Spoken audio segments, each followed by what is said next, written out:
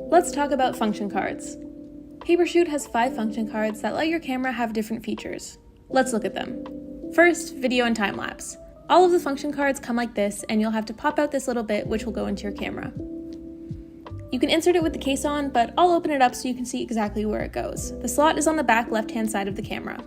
Put the function card in with the colored side facing out and the cut corner facing the top of the camera. Press it in and you'll hear it click. When the case is on, you can see it and access it from the side of your camera. For this function card, go to the 4th filter for video. Press the shutter button and the LEDs will blink like so for 10 seconds. When they stop blinking, it's finished taking the video.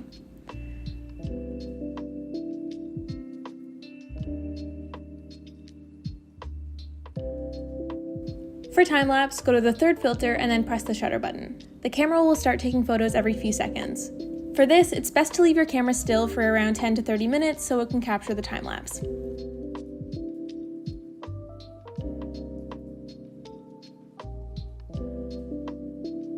Function card 2, square photo. Insert the function card the same way, use any of the filter settings, and the photos will be shot with square dimensions. Function card 3, Polaroid frame. This function card will add a cute Polaroid style frame to your photos.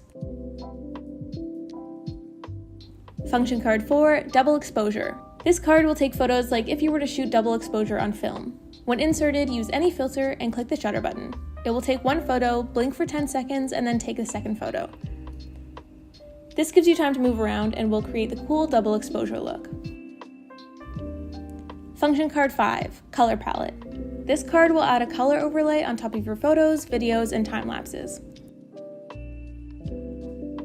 And it will make the filter settings the same as the video function card. Filter 1, color, filter 2, black and white, filter 3, time-lapse, and filter 4, video. Except this card will have the overlay on top as well. And that's it. All of these photos and videos you've taken will be stored on the SD card.